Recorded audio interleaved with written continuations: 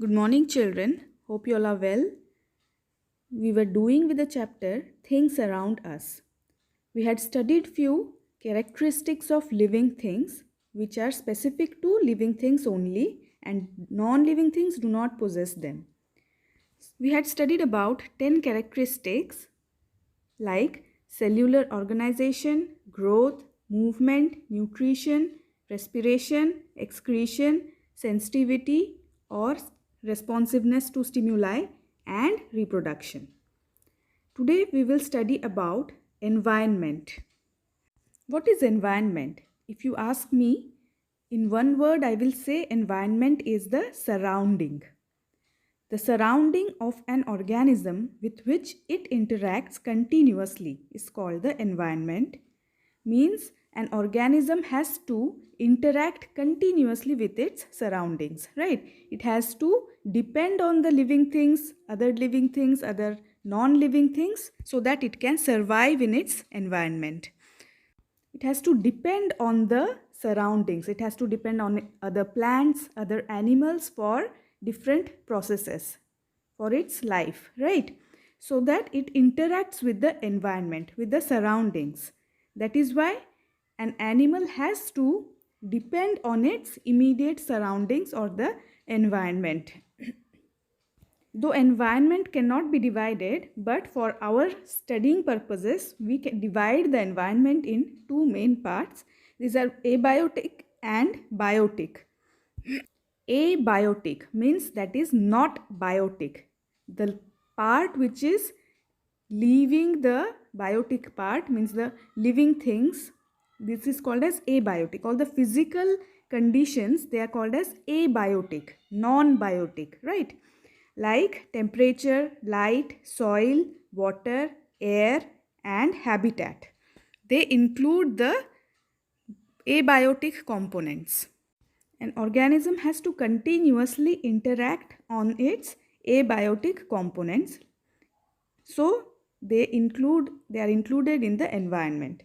Similarly, the biotic components of the environment are the biological part, which are plants, animals, and the microorganisms. An organism has to continuously depend on other plants, on other animals, and the microorganisms for its requirements, right?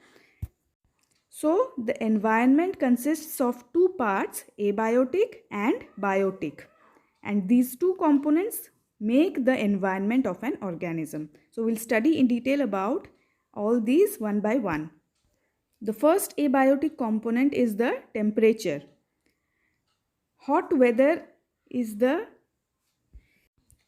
condition where few animals can tolerate. Just like cow can adapt better than buffalo to hot weather. Similarly, camels can adapt better than cows in desert conditions. Cows are better than buffalo, but camels are much better than cows, right? So this is just an example where animals can adapt themselves according to their temperature. Similarly, in cold weather, to keep surviving in the cold temperatures, few animals become inactive in the winters. They completely undergo inactivity. They hide in their habitats, their hiding places, so that they don't have to face the cold temperatures. Just like lizards and snakes, they hibernate in the winters. This is called as hibernation. Similarly, indoor plants cannot tolerate high temperatures. Like cacti, cactus, singular, they can live in deserts. The second condition is sunlight. It is the second abiotic component, sunlight. Few animals or plants, they are sensitive to sunlight. Few plants like chrysanthemum and poppies, they need bright light for growing, and few plants like ferns, they prefer shade for their growth.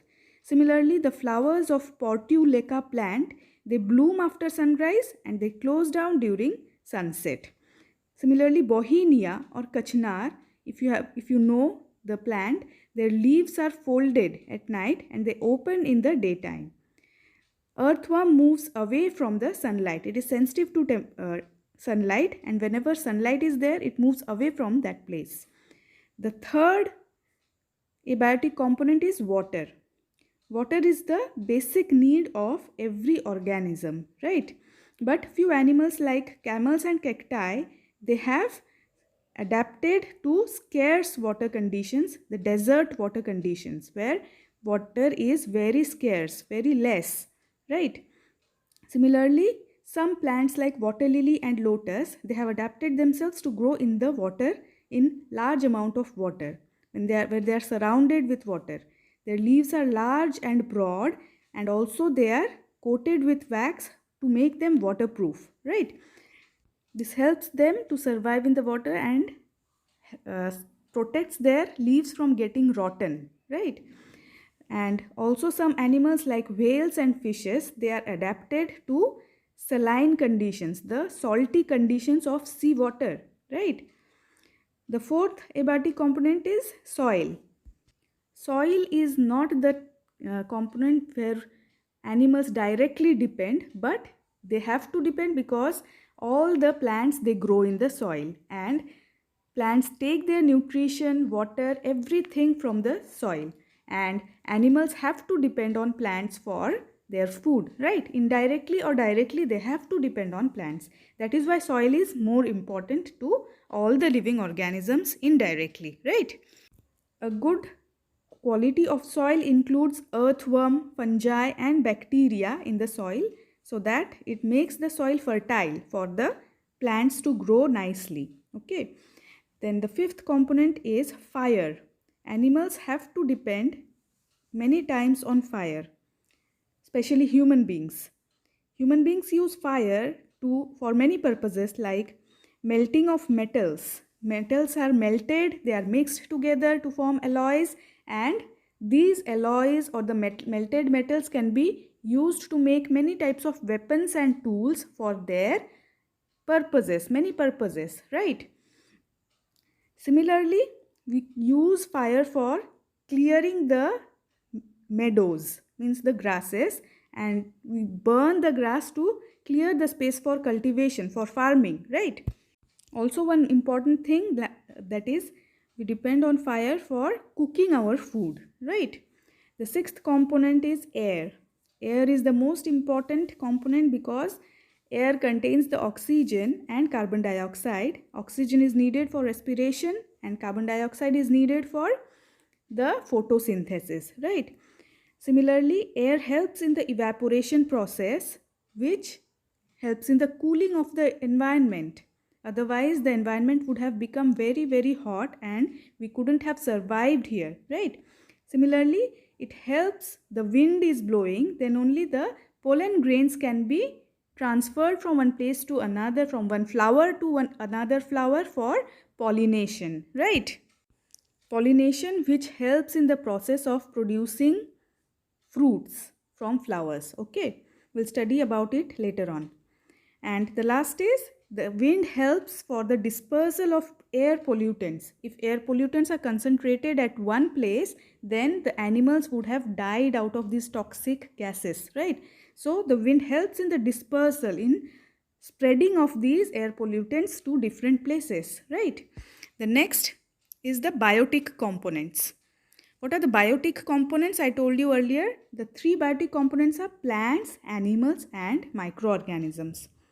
Plants, they help in the preparation or synthesis of food by a process called as photosynthesis.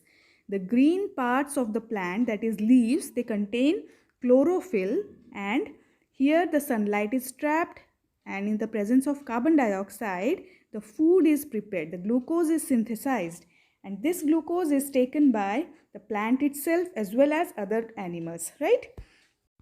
That is why the plants are called as producers or autotrophs, means they can synthesize their own food, auto. The second component is the animals. Animals are called as heterotrophs because they have to depend on the plants for their feeding purposes. The different types of animals are herbivores, carnivores, omnivores and parasites. Examples are herbivores, cows, goats, they eat grass. Example of carnivores are lions and tigers. Example of omnivores are pigs, etc. And example of parasites are the lice, the ticks, mites. They suck the blood of other animals for their food, right? The third is the microorganisms. These are the bacteria and fungi who decompose the dead and decayed organic matter, and they convert these complex substances into simpler ones in the soil so that plants can utilize them for their growth, right? This is a very important process because if all the dead bodies they remain on the ground, then it will be very difficult. The space will be occupied very fast. The decomposers they help to decompose this material and make space for all the living things to grow nicely, right? So decomposers are very very important for all the animals and plants living on the earth. So we have studied about environment, its two parts, that is biotic and abiotic components.